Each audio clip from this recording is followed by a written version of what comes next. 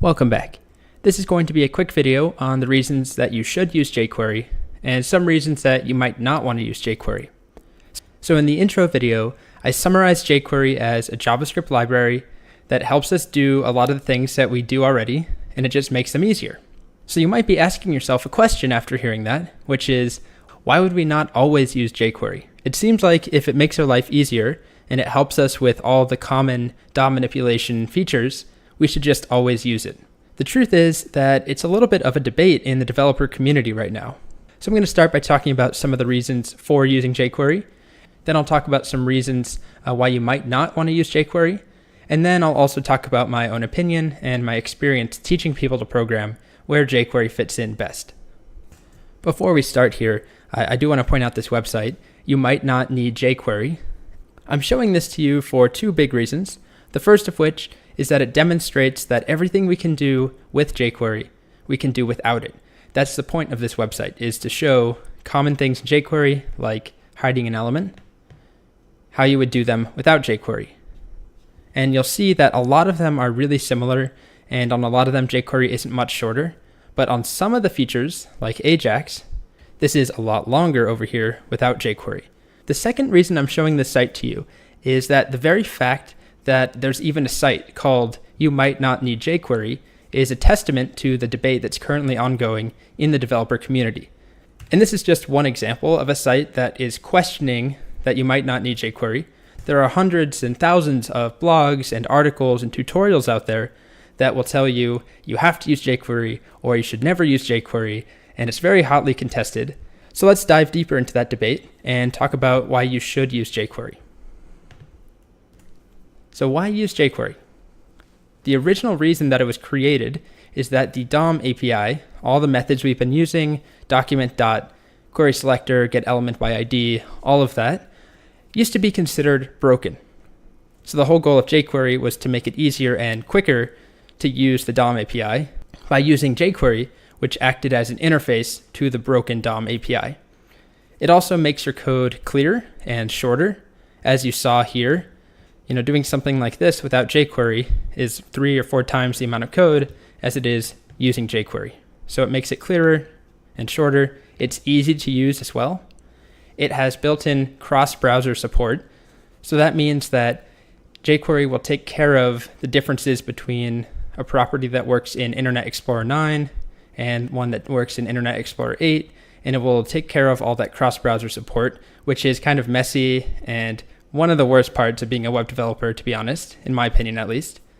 It also provides Ajax, which we'll talk about later. It's a subset of features that's really useful. And the last reason on here is that lots of people use jQuery. And I'm not just saying that because lots of people use jQuery, you should obviously use it too. That's not at all what I'm saying. But the fact that lots of people use jQuery means that there is a strong community out there. There are lots of tutorials and blog posts and Stack Overflow questions. People use it all over the place, and so there's a lot of materials and resources that pertain to jQuery, which is great when you're trying to do something and you need help. Okay, so we talked about why jQuery is great, and it probably sounds a little bit like a miracle at this point. So why would we not use it? And the first and most important answer is that the DOM API is no longer broken. So it has things that it didn't used to have. So for instance, query selector all, did not used to exist as part of the DOM. The DOM API is much easier to use, and we've been using it so far, and we've been doing just fine without jQuery. The second reason is that it doesn't do anything you can't do on your own, which is the whole point of this site. We can do everything that you would do with jQuery without it. And along with that, if we only wanted to use 2 or 3 methods or even 10 methods out of jQuery, we're still including 100 or 200 plus different methods. So sometimes people will call it an unnecessary dependency. They might say that using jQuery is too heavy a tool for what you're doing. So if you're only using jQuery for animations, for instance, that's a little bit overkill because there are other tools out there that will help you only with animation, while jQuery does animation plus 100 other things, and it's just unnecessary to have that much weight, is what people would say. So performance can be an issue. It won't be in our case. We won't be doing anything that really is pushing jQuery hard.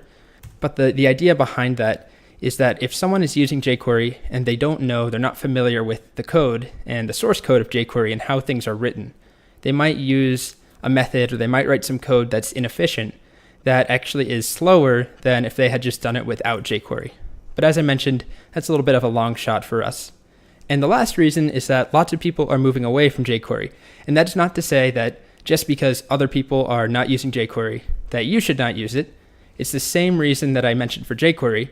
So there's great resources and tutorials and videos, lots of information out there. So you really can't go wrong. So now I'm going to spend some time discussing my own opinions on this, and in particular, my experience teaching people to program with jQuery and without it.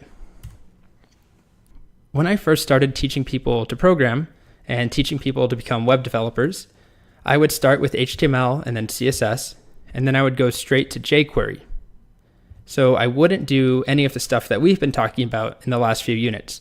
I would teach events, I would teach selecting and manipulating through jQuery, but I wouldn't show students how to do that with vanilla JavaScript.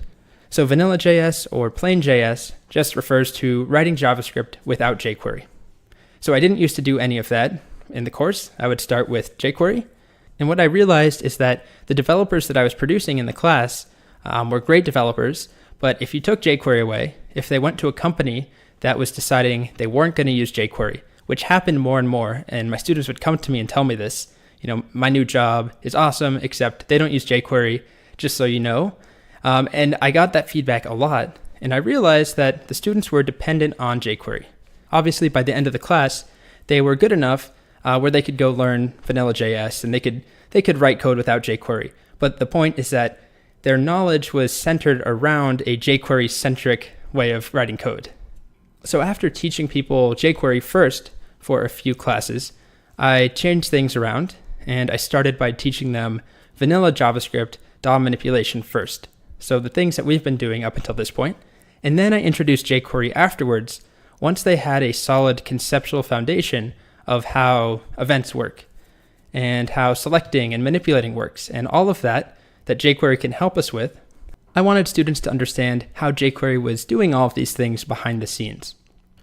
After teaching this approach of vanilla.js first and then jQuery later, and doing that for a few classes and watching those students graduate, I realized that we were producing much, much stronger JavaScript developers. It wasn't just the fact that my students could take some code and write it in jQuery and also write the equivalent code without jQuery, but more importantly, I noticed that my students had a much stronger conceptual foundation of the DOM and DOM manipulation. So their foundation wasn't built on jQuery, which is one way of doing it. Their foundation was built on the concepts underlying jQuery, underlying vanilla.js. So it's a more unified approach where students understood at a deeper level how things worked, and they saw on one side, we can do this with jQuery, and on the other side, we can do it without jQuery. Rather than structuring their conceptual framework around jQuery, they structured it around the general DOM and the concepts of DOM manipulation.